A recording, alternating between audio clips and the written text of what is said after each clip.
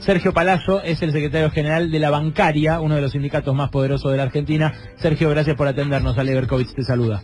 ¿Qué tal, Ale? ¿Cómo te va? Buenas tardes. Bien, por dos razones te molesto esta tarde. Primero, porque quiero saber, ante lo que puede llegar a ser un rebrote inflacionario en agosto, ¿qué van a hacer los sindicatos? ¿Van a pedir un aumento que compense la inflación, una cláusula gatillo directa como la que tienen por ahí ustedes o los docentes en sus convenios para que se aplique a todos los trabajadores? ¿Qué debería hacer la CGT o qué crees que empiezan a pedir los gremios?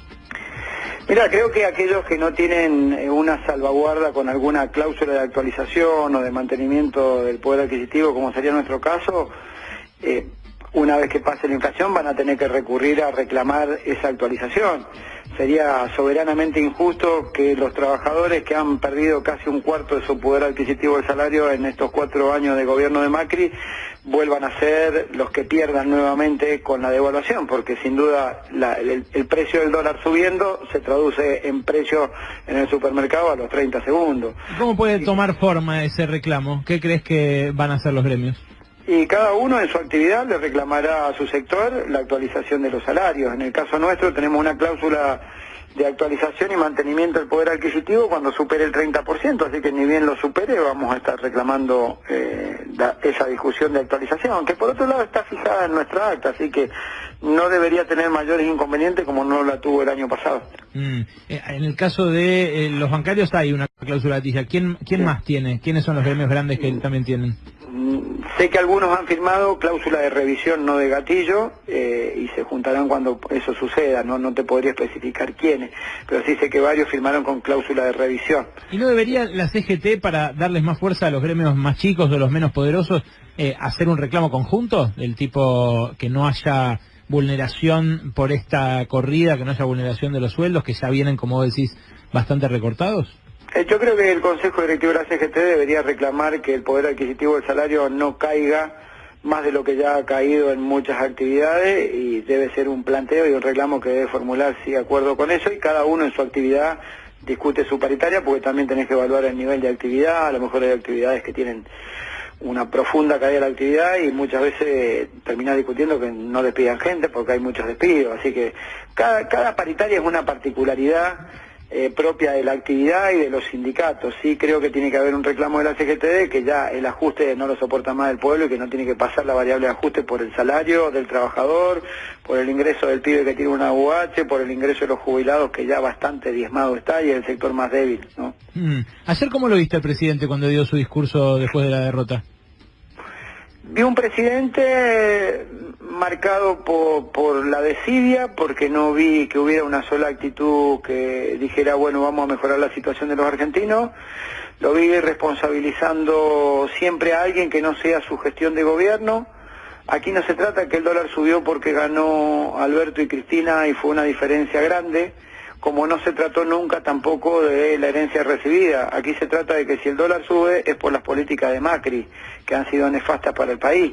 Y lo vi muy lleno de odio, lo vi al presidente, y creo que lo que está pasando en los mercados es una apretada del gobierno hacia los ciudadanos por su voto y una apretada de los mercados sobre el candidato que más votos obtuvo, como para marcar la cancha y decir que acá no gobierna el que elige el pueblo, sino que gobiernan los mercados. Y los mercados tienen nombre y apellido, entonces hay que empezar a buscar quiénes son los que compran dólares, quiénes son los que fugan dólares, quiénes son los que se beneficiaron vendiendo caro acciones el día viernes con una encuesta trucha y el día lunes recompran a precio barato las acciones de esas empresas. Los mercados tienen nombre y apellido, hay que empezar a ponerle nombre y apellido a las cosas, nada más. ¿Es posible que ahora, en esta situación de crisis, le estén soltando la mano? Banqueros, por ejemplo, financistas, empresarios en general, a Mauricio Macri, a quien apoyaban el viernes y ostensiblemente se demostró eso también en ese subidón.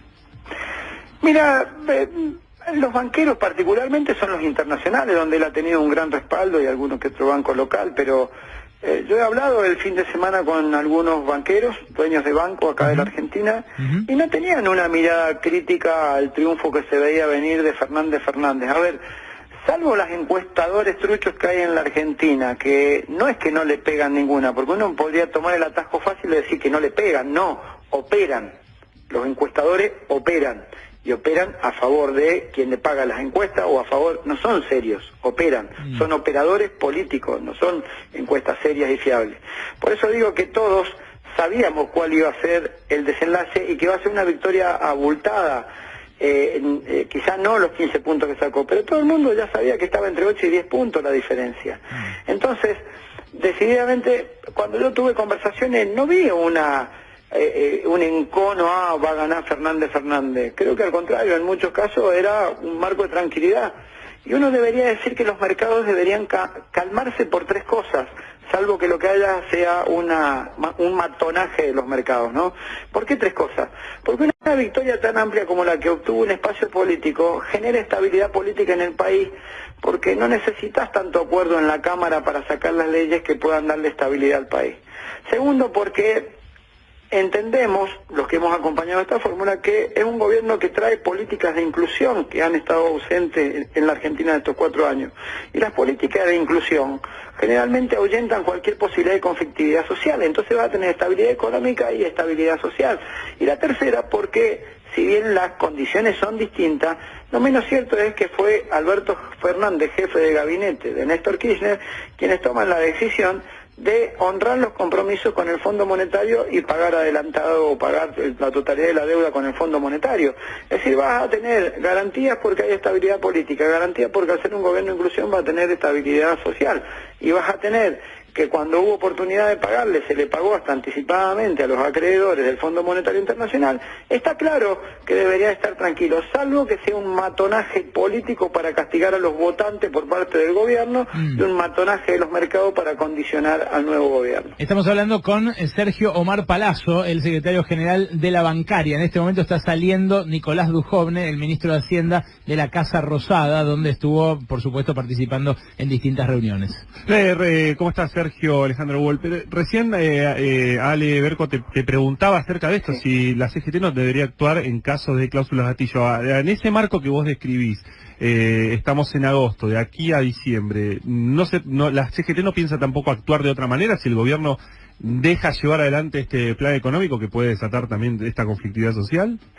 Mira, yo creo que si hay una crisis social profunda y de gravedad, va de suyo que todos los actores van a intervenir, no solo la CGT, los movimientos sociales. Yo prestaría atención a esa salida de Dujovne en la Casa de Gobierno que estaba anunciando Ale, porque supuestamente hay un paquete de medidas que tienen un neto corte electoralista que lanzarían ahora. Yo le prestaría atención a esas medidas, porque hablan de actualización del mínimo no imponible, que celebramos que así sea, hablan de refinanciación de las pymes, que celebramos que así sea. Pero el problema central es que estas medidas no van a tener un impacto electoral porque serían a partir de septiembre, por lo que leí en los diarios. Quiere decir que tiene un costo fiscal no electoral, no impacto electoral, con lo cual dan por perdida una elección y lo que están haciendo es dificultar aún más la posibilidad de un gobierno futuro. Le prestaría atención a esas medidas, ¿no? Mientras la tasa de referencia siga, o la tasa de las LELIQ siga estando en 70 y pico puntos, creo que no hay una Argentina viable desde el sector productivo en esos términos. Así que me parece que si lo único que hacen son medidas electoralistas que no van a tener un impacto en la elección, sino fiscal, me parece que vuelven a correr el eje de la discusión. La discusión pasa de ver cómo hacer productivo el sistema financiero para que se dejen de especular y timbiar la guita financieramente, ¿no? Palazzo, lo saluda Noelia Barral Grijera. Justamente a propósito de esto, si las medidas, como usted dice, no van a tener impacto electoral, ¿cree que están en línea las medidas con lo que reclamó la ciudadanía con su voto el domingo, o el gobierno sigue errándole al diagnóstico? El gobierno sigue errándole al diagnóstico desde el punto de vista que vos podés tomar medidas coyunturales como las que dicen los diarios que se tomarían y que tienen un corte electoralista, que va a ser más complicada la gestión del gobierno que viene que mejorar la posibilidad electoral de este gobierno. ¿Por qué le sigue errando? Porque el problema en el fondo es que, vuelvo a decir, con una tasa de interés, 70 y pico %, el único lugar donde el sistema financiero en el mundo no presta plata es en la Argentina, porque se la presta al Banco Central nada más, a través de instrumentos como la LELIQ, encaje remunerado. Algún día yo diría, Ale seguro tiene ese número, pero algún día saquen el número y se van a dar cuenta de la grosería que significa cómo está funcionando el sistema de especulación en la Argentina.